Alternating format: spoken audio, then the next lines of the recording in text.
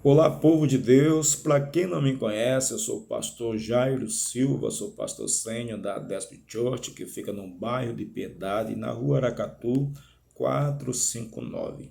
Todas as quarta-feiras estamos estudando com a igreja escatologia bíblica. Isso mesmo, a doutrina das últimas coisas tem sido um tempo de muita abundância e de muito crescimento espiritual.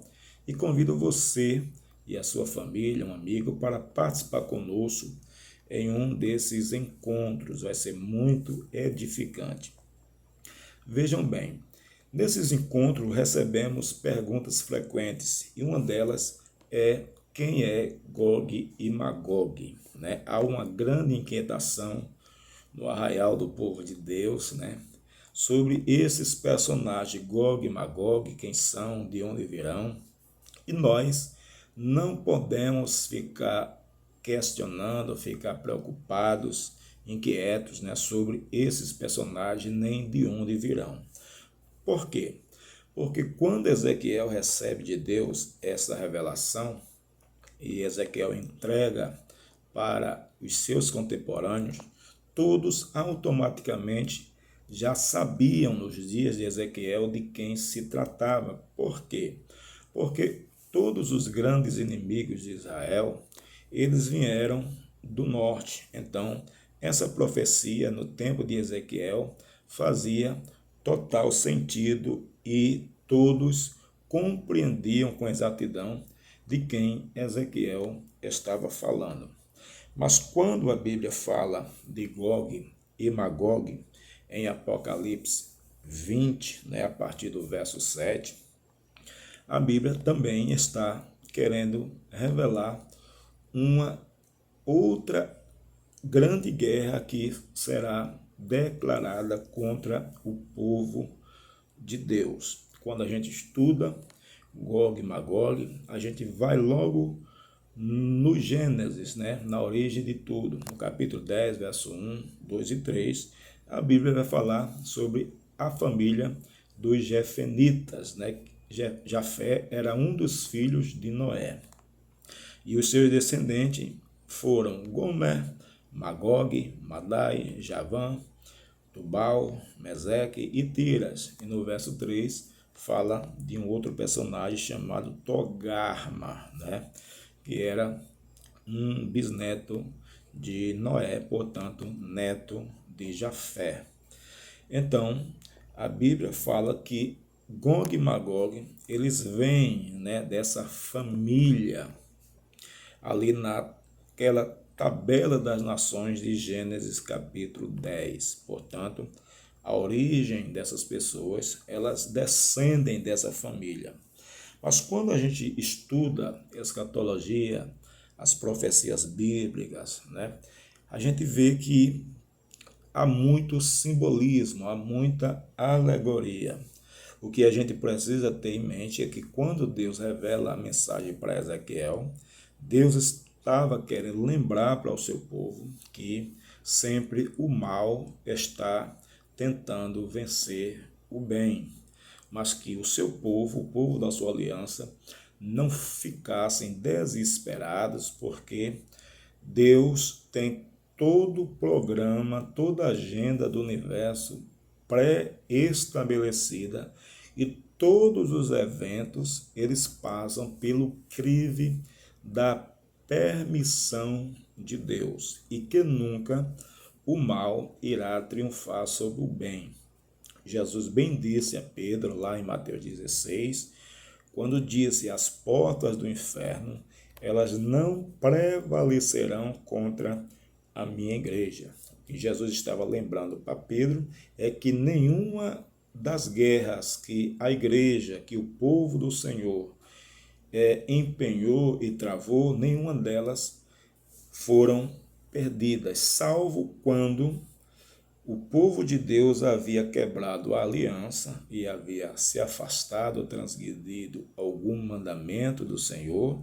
Aí, no afã de Deus restaurar a aliança e trazer de volta o seu povo, Deus permitia que eles sofressem. A gente vê muito isso nos livros de Juízes, por exemplo. Sempre que o povo estava em declínio espiritual, existia um inimigo que fazia guerra contra o seu povo, e o povo de Deus era dizimado, era roubado, não vivia um tempo de celebração, mas sempre que o povo de Deus se voltavam para o Senhor, oravam e clamavam pedindo a sua misericórdia, Deus levantava um juiz.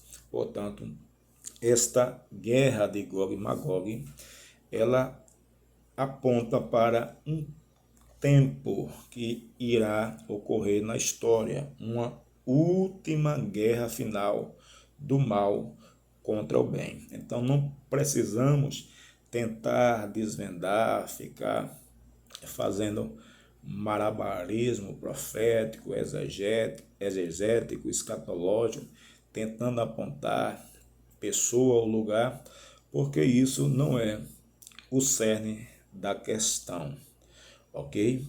A Bíblia, por exemplo, quando fala de Gog e Magog em Ezequiel 38, a Bíblia vai falar sobre um homem poderoso, um homem de um capital político descomunal, né? Ou seja, muito forte, muito amplo. E a Bíblia, no capítulo 38, verso 4, vai falar do seu poderio bélico. No verso 5, vai falar sobre o seu poder de retórica, seu poder de convencimento, porque ele irá alcançar muitos aliados, tá certo? No versículo 6 do capítulo 38, a Bíblia vai tratar exatamente sobre esses aliados, que serão pessoas ali do norte, né? Aí a Bíblia vai falar sobre os que são da Pérsia, mas não necessariamente a Bíblia está apontando que será desse ambiente, desse lugar. O que a gente precisa focar é o que está querendo dizer a profecia. O mal nunca irá triunfar sobre o bem. E no capítulo 39, verso 1, a Bíblia vai falar sobre a derrocada, né, a queda de Gog e Magog. No capítulo 39, verso de número 1, vai falar sobre o sepultamento de Gog, isso é, a sua acachapante e completa derrota.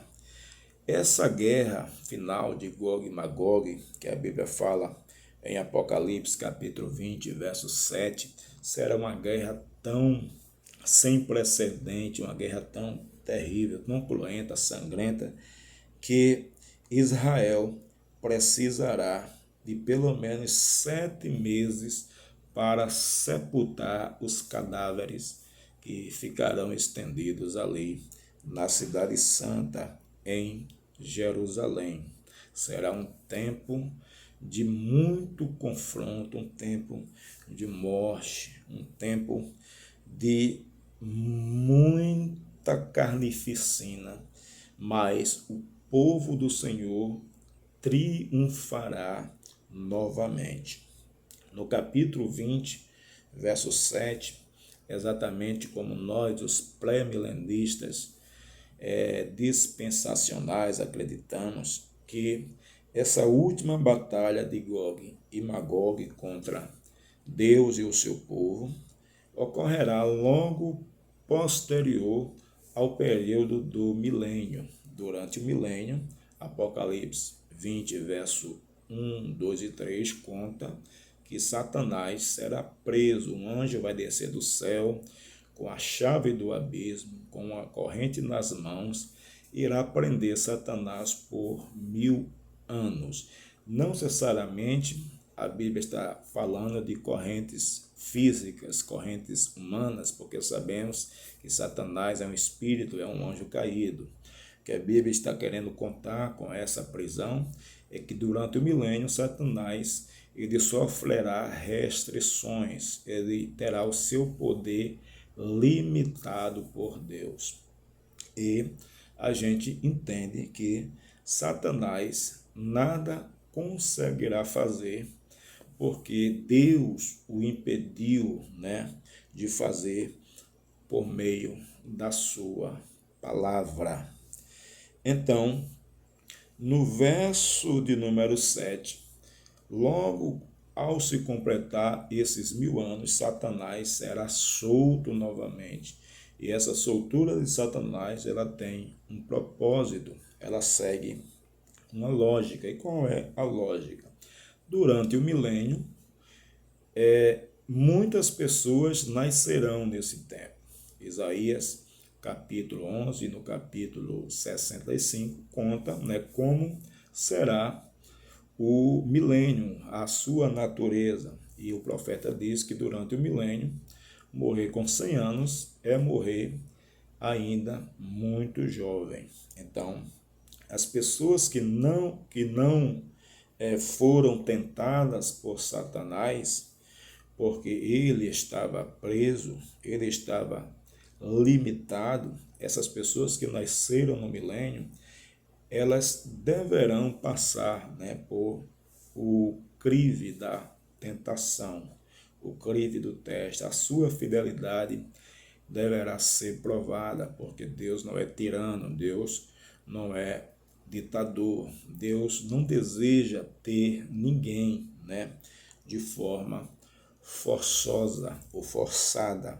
Então, as pessoas que nasceram no milênio, elas serão tentadas. Satanás foi solto para esse propósito, para enganar e para seduzir, as nações. E pasmem, mesmo passando pelo milênio, a bondade de Deus ali desfrutada, a justiça de Deus ali manifesta, mesmo em face de toda essa realidade maravilhosa, Satanás enganará a muitos, porque a profecia diz que se reunirá um povo tão numeroso como a areia do mar.